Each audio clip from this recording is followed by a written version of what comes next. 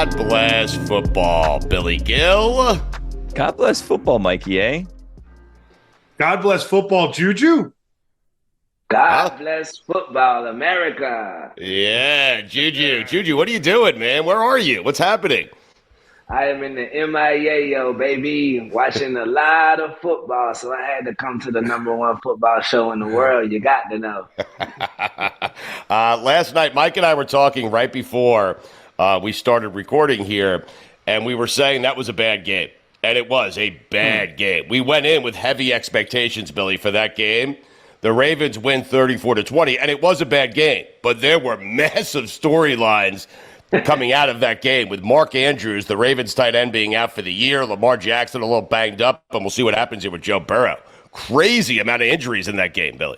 Well, I mean, that's why it was a bad game, because we had a second half without Joe Burrow. Like, it was close in the first half, and then Joe Burrow's out, and then, that's that. Which is a weird story, because apparently he was injured during the week, and they didn't tell anyone. And then cameras caught him walking off the plane and walking off the bus with a brace on his wrist. And then when he walked into the stadium, he didn't have the brace on his wrist. So then people were like, okay, maybe it's nothing. And then he's just throwing, and you could see he can't grip the ball. He just has weakness there in his wrist. Something's going on. And then all of a sudden, the pictures and the stories keep resurfacing of the fact that he was actually maybe injured, even though he wasn't on the injury report. It's kind of a crazy thing that's going on with him right now.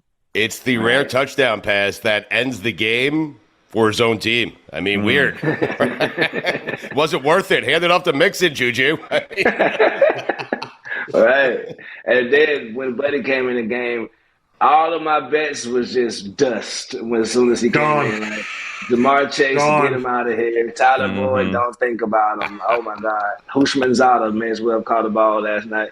Right. Well, that's what Mikey was complaining about. No, Mikey was complaining about not the game, not the fact that, listen, that opened up things for a lot of teams. This whole week has Deshaun Watson going down, and now Joe Burrow going down, and Mark Andrews being out, and maybe the Steelers and the Jets and the Bills. They have better chances now. I'm not saying they're going to get in. Get out of here. The Texans, they have better chances now because of these injuries. But Mikey was complaining about that the Andrews injury wrecked his bets, and somehow Burrow wrecked his fantasy team. So I owned a lot of stock in Mark Andrews last night, and of course everything looked great on that opening drive. I'm like, I'm going to go to bed by halftime with all this happening. And it was second catch, he went down.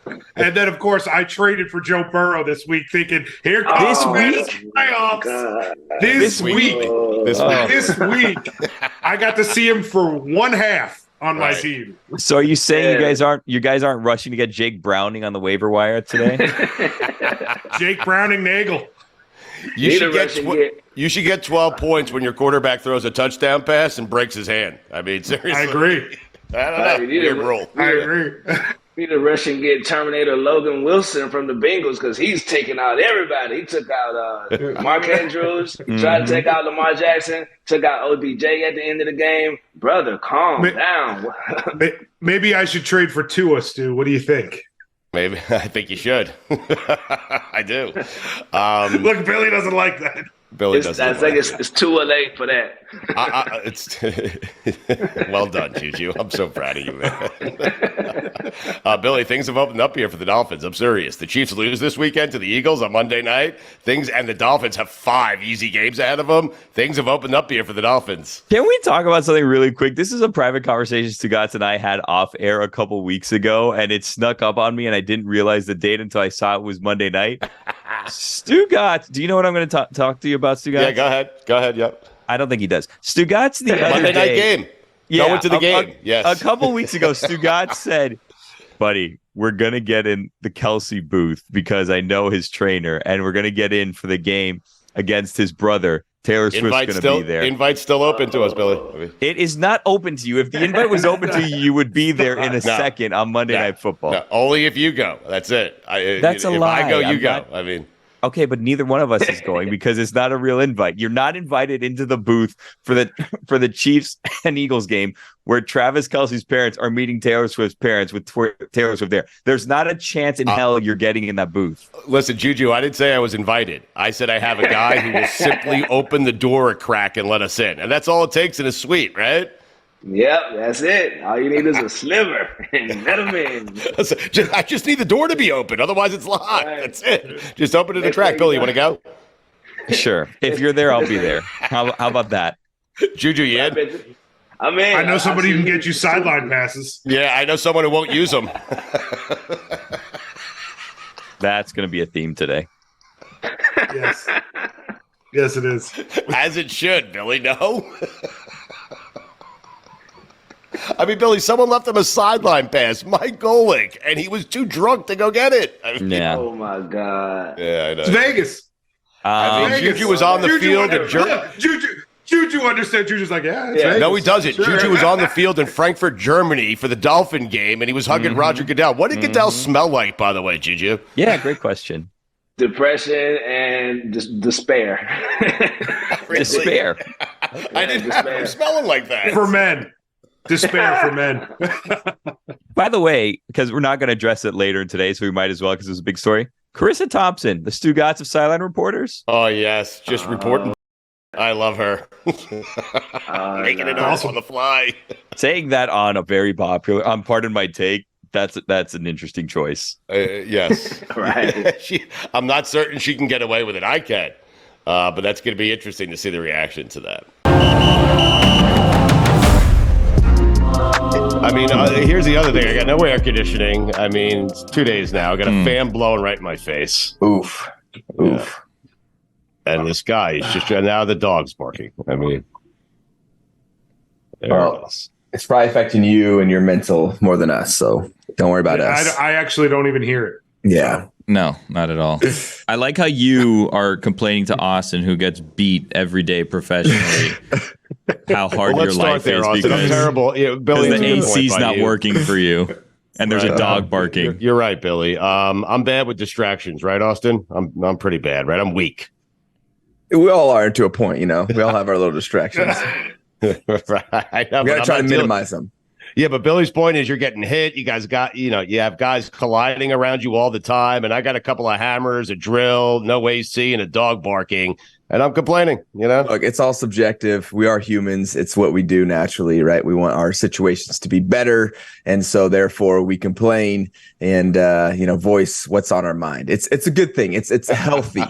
It's healthy because, hey, you're getting it off your chest, Tell us how you really feel. Right. Well, thank you. I feel better about myself. There you go. Yeah. I want you to sit me down on the couch. You should interview me every week. Can we do that?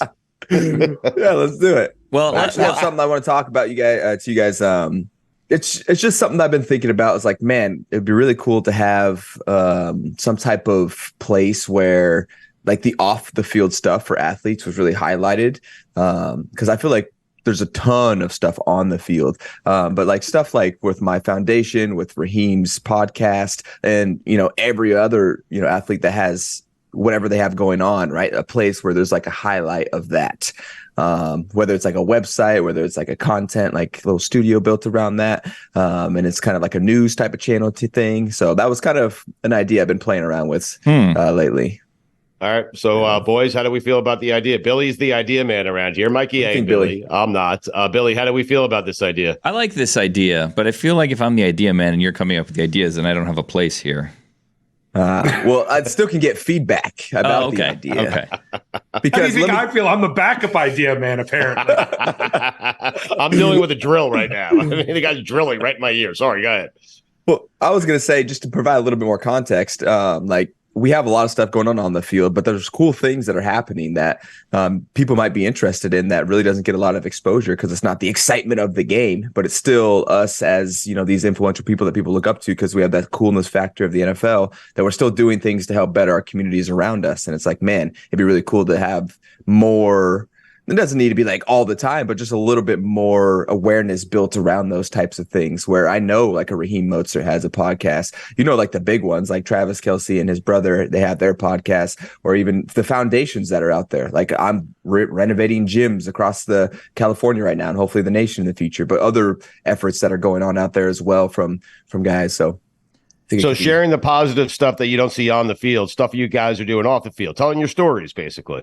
Well, not just the stories, but really how our guys are trying to help the communities around them to some capacity. The thing, to that point, Go ahead, Billy. You know, the thing that I find interesting about that, Austin, and I wonder how you feel because you're very much in it, is I feel like a lot of times fans don't actually view players as people. You know what I mean? Like, you are just fantasy players for them. You're just members of their favorite team. But, and I don't want to sound cold, you're largely disposable because when you move on to another team, there will be another running back. When the season ends, there's a new draft and there's going to be another first round pick. So it has to be interesting being you, where a lot of your interactions are just that. They're just transactional. And it's just like, what can you do for me in this way to make me happier, to help my imaginary team? And no one actually thinks about you, Austin Ekeler, as a human being. Right. And I think, for better or for worse, the NFL has done a really good job of that. And it's what's turned over the league so much and what keeps it the new exciting. It's always exciting, right? Because there's always this new factor of, who's going to be on my team this year? Who are the new rookies? Who's the new trades and all these things? That's great because it has helped us expand and it keeps the season fresh every year. Like every year we're looking forward to the draft. We're looking forward to the, first game, and there's all this expectation and anticipation and, here we go, my team, this is the year. And so I think they've done a good job with that. But then, we lose sight of like, hey, these guys, right, are actually making an impact too in their communities. And the people that do see it are the people that are fans of like myself, right? And my following, like they see it, but it's like, man, maybe there's people out there that are also interested in being a part of the projects that I'm doing. They just don't know about it because there's not as much coverage. There's no one reaching out to Austin Ekeler right now saying, hey man, we love what you're doing with your foundation. We want to put it out there and just do like segments on it and help bring people to it. You guys help me out. You guys give me the platform. Hey, is there anything what you want to talk about? But what if it was just that? What if it was just, hey, this is what's going on in the foundation world of the NFL. Here's what's going on in the podcast world, the NFL. Raheem had this person on. Here's the highlight that we want to. Here's something you didn't know about this person. And it was just like boom, boom, boom, boom, boom. Because people are still interested in these people, but now trying to share communities, right? Share the Austin Ekeler community that are interested in my stuff. Share the Raheem Mostert of the world. Share the Patrick Mahomes. Share. It's combined and create this new type of content world of the personal side of not necessarily personal, but really the community building side of some of our guys, because it's not everyone that does it, but there's enough that we could definitely help out and build more exposure around it. To that end, Austin, the NFL makes a big deal, and rightfully so, about the Walter Payton Man of the Year award. And what's funny about it is most of us fans don't really know who those guys are until they tell us, hey, this is the nominee from your team. And it's like, okay, I'm going to root for him because he's on my team. But I don't really know what any of these guys are doing because you never really hear about it. Great point. And, sometimes that thing is, it's almost, it's not a popularity contest, but it's like, hey, who's a popular guy that's done something for our and it might not even been the most impactful of the people on the team. It might just be that's their big name that could kind of fill the shoes and be a good representative. Or it might be there's someone actually more qualified. And so, but guess what? We wouldn't know, to your point, because no one talks about it. It's not out there. And maybe it's rightfully so, but I think there's still, I don't think it would be like the next biggest thing, but I think there's definitely an avenue to have this type of content there where it's like, this is where I go. Like if you want to go see all the NFL players with foundations, where would you go? I mean, it doesn't exist. Trust me. No idea. I've tried to do projects with guys up in San Francisco, and I'm like, Christian has one, and I'm trying to search, and there's no place where I can just go to San Francisco, see all the foundations that the guys have, or any of the teams for that matter of fact. So it's a project I've been, thinking about. We're behind any of your projects, man. You know that. Well, I don't need that. I need genuine. You make it sound we'll get. I think you got good feedback from Billy and Mikey. I'm just telling you, I'm behind anything that Austin Ekeler does. That's it. I will get behind it. Okay. I appreciate it, man. You got it. Does that bother you? Because you're one of the athletes that you go out of your way to try to interact with fans. What Billy said earlier, what he asked you earlier about how fans kind of view athletes, does that bother you at all? No, because I think that's what the landscape of the NFL has been set up to do, where it's like, hey, it's the now, like, look at them now. Here's now. And it's what's kept this game so relevant, is because you're always excited and then you don't get like drawn out. And I feel like it keeps the fans coming back, right? Because people get so bought into the logos. People are fans of the logos. Their team might suck, but they still love the Broncos. They still love the Chargers. They still love the Chiefs, right? It doesn't matter who's on the damn team. They love the logo, you know? And so it's been good for longevity, but then there's also, like I said, the missing piece, because there are fans of the players, and especially now because of the fantasy, things like that, there's even more of an opportunity for people to know who these people are as individuals. So it doesn't mean they're going to be interested in them because of this stuff they do off the field, but there's an opportunity now to really bridge that gap, because people are looking into Austin Ekeler as a person because they have him on his fantasy team. So they follow him on Instagram now. So there's, it doesn't bother me, but I think it actually opens up a window when we're talking about the individual side. How do you feel about a guy, I'm not going to name names, I will in a minute, that was left a field pass? He was left a field pass at a game. Austin, if you left a field pass for a friend or a fan and you found out after the game they did not use said field pass, how would you feel about that? I would be pretty disappointed because I went out of my way to get you that, and it's not like those are not unlimited. Like we have slots, and so actually I've gotten 2 field passes this year, and it was for my fiance and my cousin, and they were there. I went over there, saw them on the sideline, said what's up to them, and they got that experience. And it was like I had to go talk to my people. Hey, how many passes do we get? How many can I get? They're like, hey, we have a limited number. So yeah, I would be pretty disappointed because it's a special moment. All right, Mikey A., explain yourself. Vegas got into Mikey A. He was left a field pass. He did not use the field pass from Mike Golick. Yeah. Mike Golick went out of his way. Vegas happened to me, Austin. Vegas hit me hard. Okay. And I had trouble getting to the game in time to use the pregame field pass. Yeah, Vegas, you got to walk across traffic. the bridge. Maybe it was traffic to blame. They're like building the F1 race out there. There's the bridge you have to walk over. I don't think it was traffic related, Austin, if I'm going to be honest with you. Listen, it was a steep bridge. Let's have an honest conversation here, Austin, if you'd like to be honest with us here, because I'm wondering, Mikey, you're not small. Like, how much does it take for Mikey to get to a point that he cannot make it to a sideline before a game? Yeah, it takes a lot, and it was a lot. And it was, you know what it really was, Billy? It was poor timing. Yes. That's what I did not know Golick had came through until a certain time. And by then we were way too far down a road that it wasn't going to turn in pregame favor. Yeah. You live and you learn. You live and you learn. Yeah, How many hours before the game did Golick send you a text? He sent me a text about, I want to say, a good 6 hours before the game. Oh my god! But by then it was plenty of time.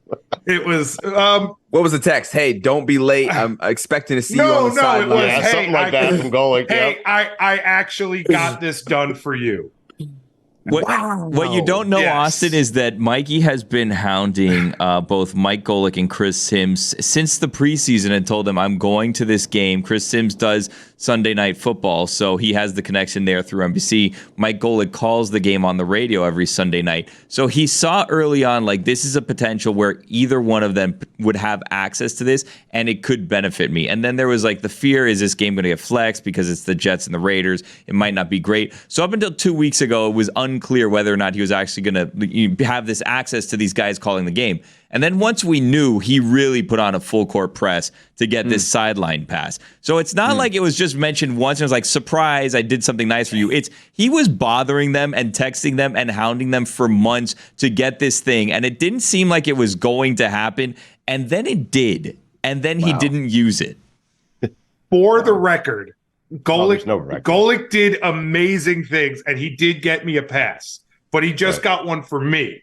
So it was the kind of thing where I would have had to have rallied by myself. No. So to speak. You told There's him. no excuse. By the way, Golick was hanging out with Aaron Rodgers on the sideline. And you told him. And he texted me. He texted me, "Are you here?" And you told him the week I was not there. I'm going with my brothers. If you only get it from me, that's perfectly fine. I'll still use it. You're right. Yeah. Hey, hindsight. I hope you learned your lesson, man. I did, Austin. That's all I can do. Well, Austin, I hope you learned lesson. your lesson, okay? Because when we ask for field passes, only leave 2, okay, for me. There we go. Okay. Yeah. By the way, when you're playing in that game, the NFL is cruel from this standpoint, Austin, and I know you know this. You guys are like plus 24 and you're 4-5. The Steelers are minus 26 and they're 6-3. Like the NFL is cruel, man. Crazy, man.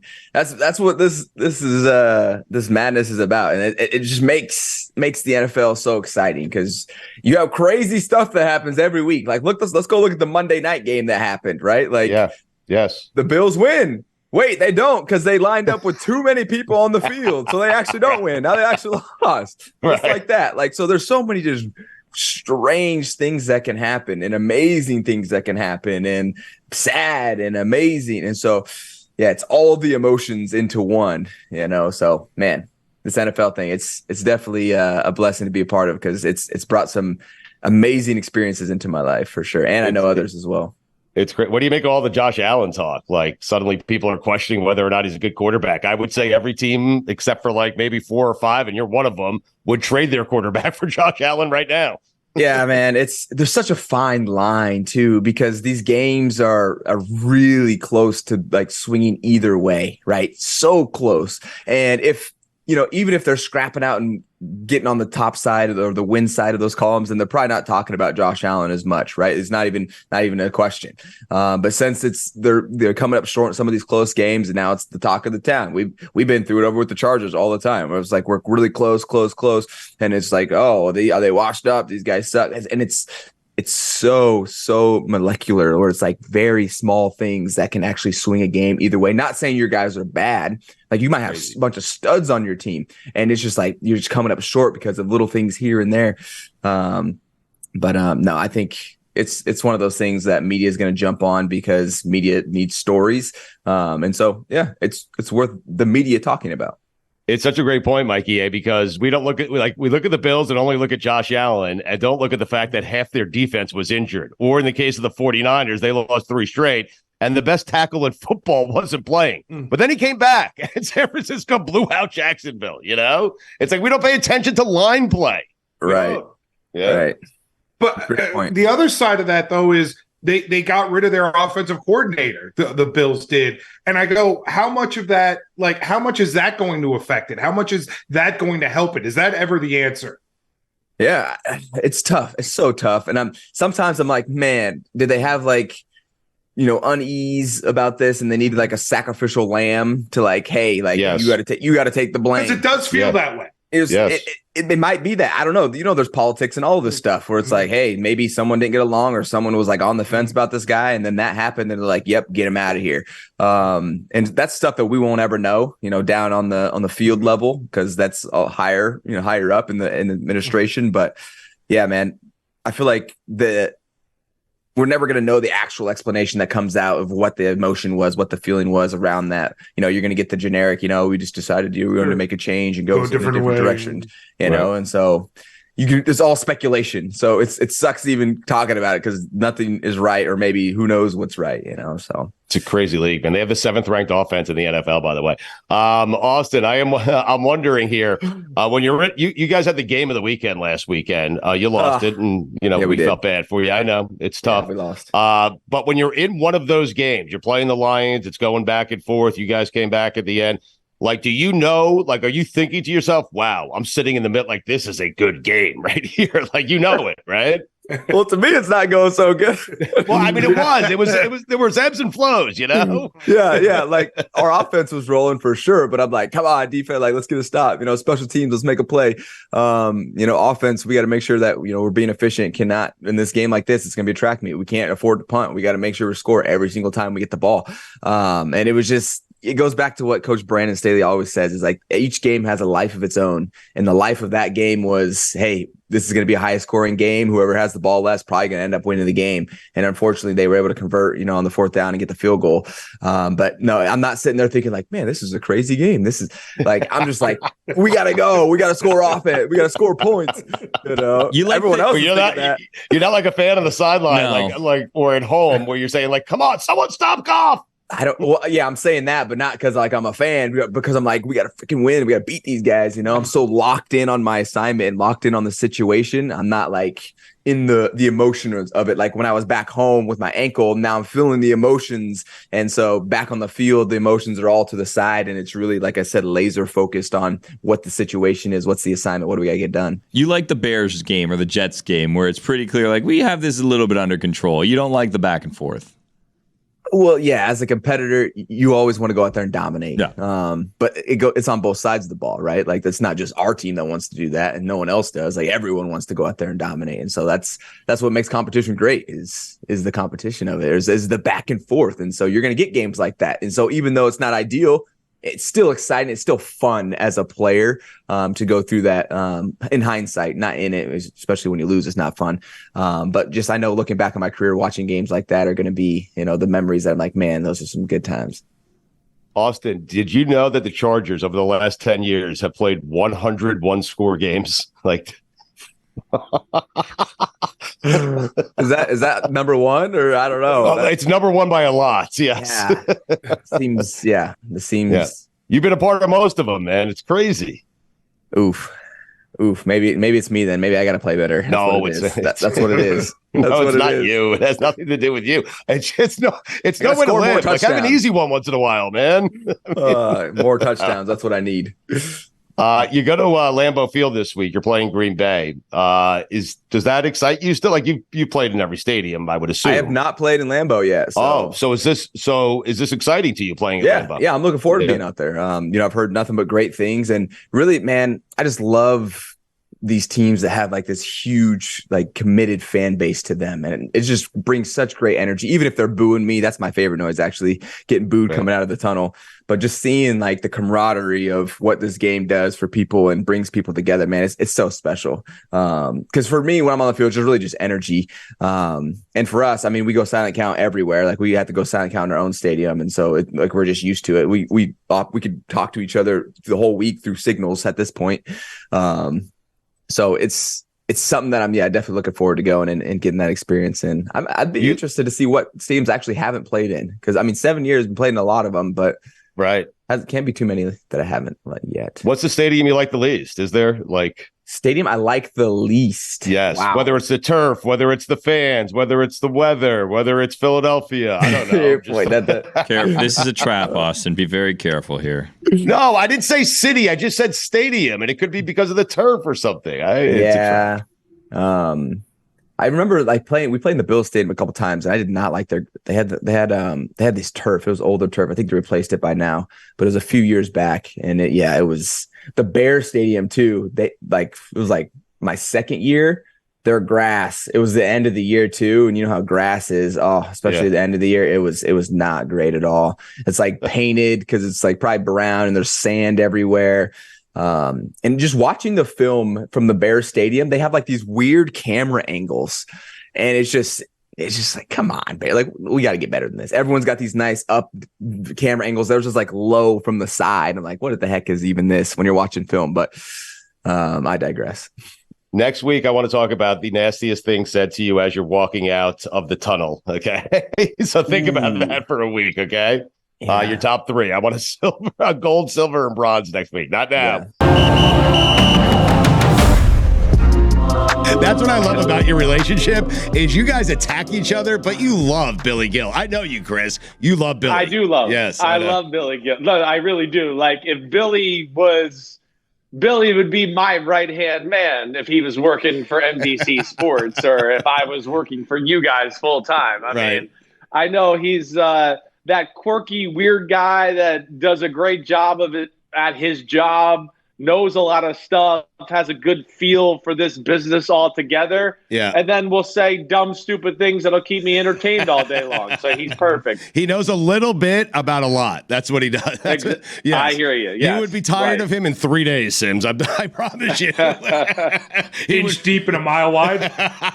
He would wear you out in 3 days, my man. PFT with Mike Florio every day on Peacock, the Unbuttoned podcast as well. Football Night in America. America. Sunday Night Football pregame show, halftime. Sims is all over it. Lot to get to this week, man. Holy shit, what's going on in the NFL? I mean, people are getting fired. Quarterbacks are getting hurt. Sims, let's start with Deshaun Watson, the news of the day, at least the day we're taping this. Bad blow for the Cleveland Browns. He's a hard guy to feel bad for a number of different reasons off the field.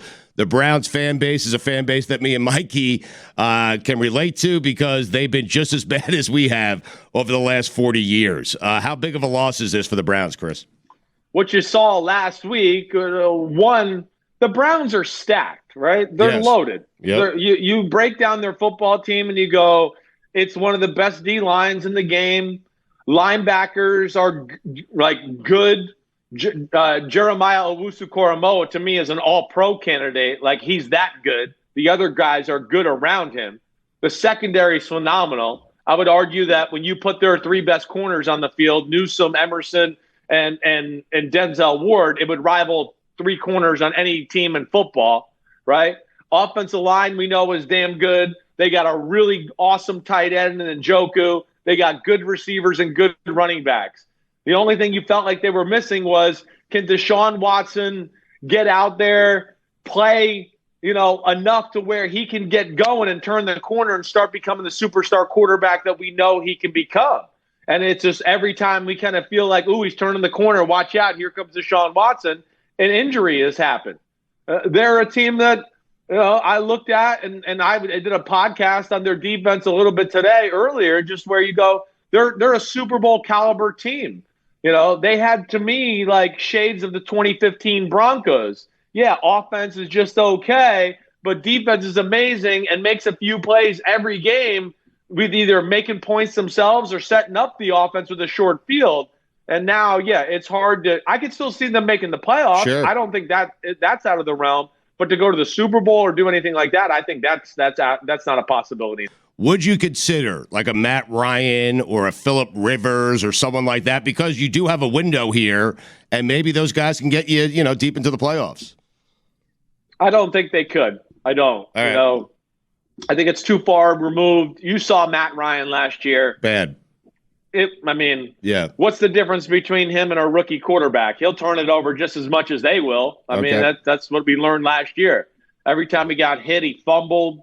The decision-making wasn't good. The decision-making was affected because he can't make any throws anymore. So he was always looking for a short throw because he can't make any throws down the field. So, no, I would go with what they got there. DTR got an unfair first experience playing in the NFL. His first start was against the Baltimore Ravens. You guys know how highly I think of that defense. And that was a struggle, and that wasn't easy for your first start in the NFL. PJ Walker has got some talent, but does even back to Carolina last year, does not take care of the football. So I think there's a higher ceiling with DTR, and they probably looked at it wait, PJ Walker's not necessarily trustworthy either. So let's go with the guy that we think can groom, into what we want, and he can make a few plays here and there, and hopefully he can manage the game the right way. Interesting. Also interesting is what happened with Buffalo. They lose a game, too many men on the field. They would have won that game, and perhaps Ken Dorsey still has his job today. In fact, he would have his job today, which is laugh out loud funny, Chris. But what do you make of that entire situation? I was surprised that it happened right now. I was. I didn't think that was going to be in the Buffalo DNA to make that drastic of a change here just after Week 10. I think the pressure of the situation, the expectations, which I think are off by most of the national media. You guys know me. I didn't pick Buffalo to win the playoffs. Yeah. I want to go well, what did they do to improve their team? They got, a rookie guard and signed a free agent guard. That's not enough to improve your team to where I went, ooh, that was the missing piece. Now they're going to win the Super Bowl, right? They've had some injuries. And then, the offense is, we know it's good. I know everybody looks at rankings and all of that, but it's not good. The offense is not good. You guys have been hearing me talk about the Buffalo Bills. It's one guy that does everything for the whole team. And if you break down even this year, big moments, end of games, whatever, it's not the offense delivering. It's Josh Allen playing like his hair's on fire and making magic happen. That's what it is. And then when you add that, I think, to, what is the offensive identity? What are they trying to accomplish? Things we've talked about, right? What are they trying to do in this game to set up the rest of the game? I don't ever see anything like that. It was just a Rolodex. Ooh, I like that play. Ooh, let me flip the Rolodex. Ooh, I like that one. Okay. That's not sustainable to be successful either. And then when you add on the Josh Allen, is going the wrong direction right now. I think McDermott looked at it and said, I need to make a change now, and we need to reassess how we're playing on that side of the ball. Do you think Dorsey gets another job? I don't know if he will right away. I don't. Again, I think the big thing is with Buffalo, the thing that's going to hurt him is everybody's going to go, yeah, the offense was ranked highly, but I mean, when I break it down, I don't really know if there's anything there that I go, ooh, wow, that was cutting edge, or ooh, look what they did there. Right. They're going to look at it and go, man, it's one guy that's just a freak show that makes it happen. So I think that's going to hurt him when teams look at him to hire him. They're going to go, well, damn, he couldn't really make it work with Josh Allen. Now, I don't think it should be all on Ken Dorsey. We've talked about talent there, right? It's not as good as what the national media proclaims it to be. That's a big thing that I would hit on too. I know the other thing too, Stugotz, is everybody's, well, look at Daboll where his offense was, and then look at it next to Ken Dorsey's. And I would say the difference is there's a lot of differences there. One, Josh Allen was playing a lot cleaner football then. Two, the offense was delivering to Josh Allen to a degree at that point. Right now, they feast on the poor and they're below average against the rich, right? That's what they look like, right? Anytime they play a good defense, it's just like, well, Buffalo's offense. I don't know what's wrong with it. And then, they feast on the Commanders and, the Las Vegas Raiders and some other defenses that are underwhelming. But a lot of bullshit end of the game stats this year by Josh Allen and that offense. And a lot of their big drives, again, like I said, it wasn't the offense delivering. It's one guy delivering. And I think that's why Ken Dorsey probably won't get a job here at first, at least. Here's what I don't like about it, because Sean McDermott really cost them the game. I mean, listen, the Bills had the lead. McDermott, you're the head coach. You cannot put too many men on the field for a game-winning field goal, or, they're attempting a game-winning field goal that they ultimately miss. And he's using Dorsey as a scapegoat. And you're right. What everyone's going to look at now, Chris, is look how good Josh Allen was when Daboll was there, and look how much worse he got under Ken Dorsey. And that's unfair to Ken Dorsey. It is unfair. They could have definitely supported him with more talent, right? And to your point too, like, hey, the defense for Buffalo never comes through in big games for them either to save Josh Allen, right? I mean, yes. I can look at it and go, hey, Patrick Mahomes didn't score a point in the second half against Miami, and they still won the game because their defense got him out of the jam, right? Chris Jones took over against the Bengals in the AFC Championship game with Mahomes on a bad ankle and helped them win the game. I'm saying Josh Allen isn't afforded the luxury of like some big-time players making big plays and big moments to kind of help them. It's always on him. And as you've heard me the last few weeks, ever since that London-Jacksonville game, and this continued on Monday night, if you go back and watch the game or watch the highlights, it's all about two things. Everybody just goes, let's not let him throw 50-yard bombs, and let's not over pass rush him. Let's kind of just wait till he breaks out, because nobody's going to be open downfield as long as we stop Diggs and don't let him have the big pass play. And then the next thing that hurts you is just him getting out of the pocket and making magic happen. And if you could stop that, you stop their offense. And that's what we've kind of seen for the last 6 weeks. It's pretty apparent.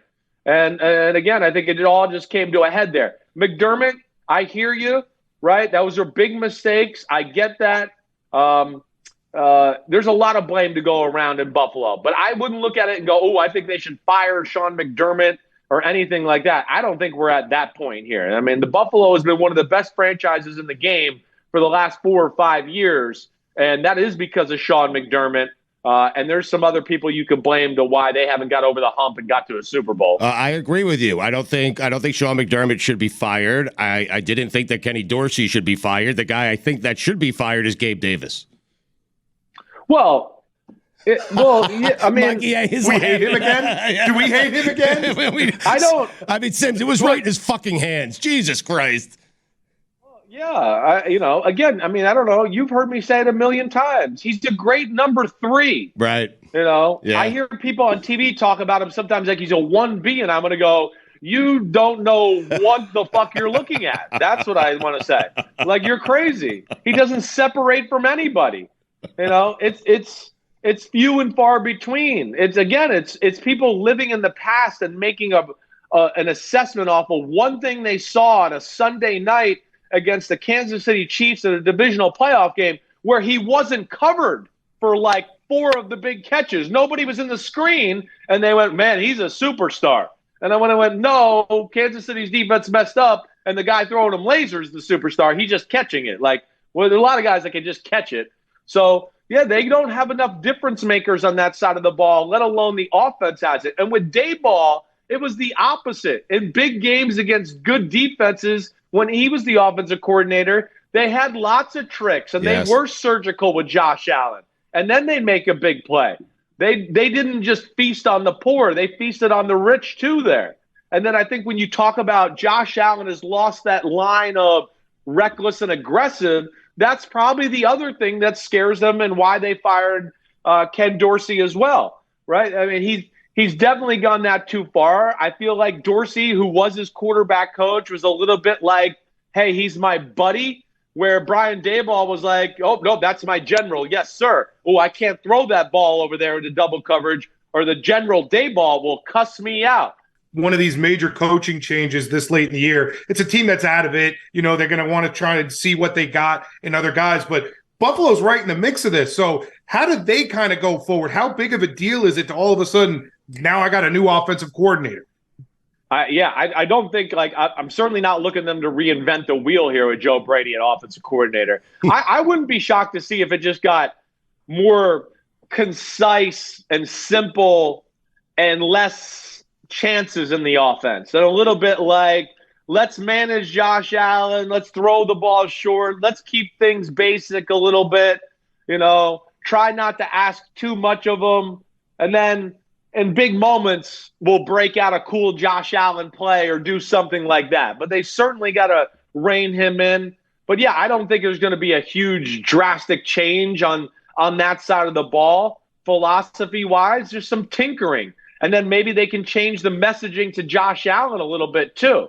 I think that would be the big thing. But yeah, Mikey, and your point, I mean, not many of these type of moves usually end up being successful, right? The 2012 Ravens are like the only team that I think of right off my head to go, oh, they made a switch, things got better, and they went to the Super Bowl. I'm not ready to say that with this team. They don't have the Ravens defense. They don't have Anquan Bolden, Torrey Smith who could fly, an overpowering offensive lineman. And, of course, Joe Flacco was pretty good then too. But, yeah, I'm interested to see what it'll look like.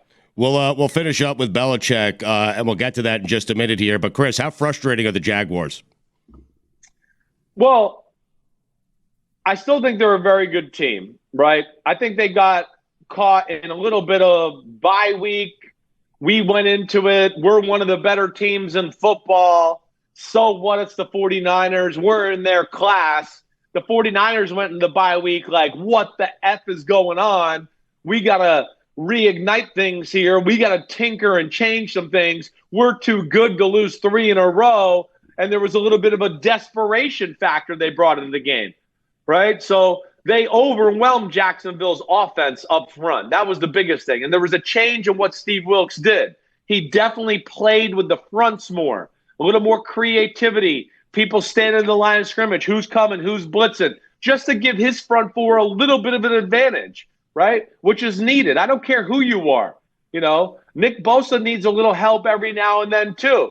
Why Myles Garrett having a great year? Because Jim Schwartz creates things and mismatches for Myles Garrett. It's a part of the game. I think they were a little predictable and stagnant there. So they certainly played with an edge. They're healthy, right? And I don't think Jacksonville was ready, not only one for the desperation of the Niners, but that was a moment where I think they're going to look at it and go, whoa, we thought we were intense, but the level of intensity for Super Bowl team is another notch or two above where we are, and we need to bring it up there. And I think it'll serve them well getting their butts kicked there by the 49ers. This has to drive you crazy as someone who pores over film, who loves football, who's made a career out of analyzing football. How come no one talks about with the Niners when they're going through that losing streak? Hey, the best offensive tackle in football is not playing, and neither is Deebo Samuel. What are we doing? I know. Well, I that's what I try to do. I try to talk sense into people and say those things. McCaffrey wasn't at 100%. Right? They were a little banged up on the defensive side of the ball, guys playing that were kind of injured. And, hey, they messed up a few things, messed up a few situations. Purdy had a few bad turnovers. Wilkes with a bad defensive call, got unlucky and missed a field goal to beat the Browns. So it just compounded. But that's where, you can't be too reactionary week to week. You got to keep the big picture in mind. And what we've seen from the 49ers at their best, I don't know if any team looks as good as them at their best. And you just hope they can stay healthy, and with Wilkes' adjustments now that they can, be that dangerous on the defensive side of the ball. Juju, you've been telling us that you have the lock of the weekend in the NFL, and believe it involves Seattle and the Rams. Absolutely. I've been hearing that Geno has written back a couple weeks ago. And I am taking the Rams +1. I'm going to bet the house on that. If you're at the house and you got a house, step out of your house, put your house on DraftKings, and you will have 2 houses after this weekend. Because Geno Smith and the Seahawks are going down, baby. That would be great if you could actually put your house. I do like the idea of DraftKings paying people off in houses. I print out my mortgage and I just upload it to DraftKings. It's a mortgage bet. Well, it's the exact same house that you already have. Now you just have 3 of them. Same couch, everything inside's exactly the same. You win your house? Yeah. Hell yeah, bet it all on them. And the other games, real quick. Packers, Chargers +3, hammer it. Cardinals, Texans, hammer the Texans. Vikings, Broncos. I see the Broncos winning that game. Eagles, Chiefs. No, I take that back. Vikings winning that game. 2.5. Eagles, Chiefs. Fly, Eagles, fly. -3. Let's go. All right. Billy, why can't all our pickers be that efficient? You got all the dogs. I was gonna say I feel like Juju should be running our pick segment because that went very smoothly and very quickly. There was no shit in between that we talk about things for an hour with Gordy or whoever, and it just delays the show by 20 minutes. Juju, are you interested in this moving forward for God Bless Football? The pick segment we do with Gord Gronkowski, with Carl Douglas, with K-Funk, it's out of hand. I've lost control of it. Billy's lost control of it. It goes way too long, and it's a tough edit for Billy and Mikey. Yeah. You're the kind of person that's going to keep it moving, Juju. Are you interested in hosting this moving forward? Yes, sir. I am in 100%. Juju, this week we had Gordy's Uber driver Michael making picks. 3 picks. He didn't make them all. Yeah, check that out on the podcast. Yeah, we didn't have all the games picked because Gordy got out of the Uber, so then the rest of his drivers' picks were not made by him. No, and then all of a sudden, Mojo's best friend from Maryland started making picks at a bar 5 minutes after Gord said he wasn't drinking until New Year's. Yeah, and Share Bear's brother, who Stugotz thought was his son. Spoiler alert. Well, we're at the end, Billy. We're good. They've already heard it, I think. God bless Juju, football. you're good? You're good for this? Sir. I'm locked in every week. All right, Billy, as the leader of this program, are you good? Juju's going to be handling the pick segment every week moving forward here. Keep it moving. Absolutely. However, Stugotz, you still need to be there. This is not a get out of the pick segment card for you. So on to me. I thought I was going to get away with it. Sure. I mean, Juju, do you want me there? I don't make picks. I mean, hey, it's your world. You know what I mean? Bar mitzvahs and lacrosse mitzvahs happen every 2 days, so I'm understanding of that. All right. Whether I'm there or not, it's yours. You're now, there. Okay? No, yes. you're I'll there. be there, Juju. I will be there. Okay, I will be there, making the segment longer than it needs to be. You will be there to keep it moving and make it shorter. Okay. Nice. All right. Billy, house bet on the Juju versus K-Funk. Yeah. I can't wait for it. Are you guys all betting the house? Because I am, actually. I believe Juju. I am betting the house on the LA Rams. I have. Got to. They have the out for bye week. They've been rested. Fantastic pick for this weekend. And they're getting a couple of the residue of them Seattle sucking. So I see it. God bless football.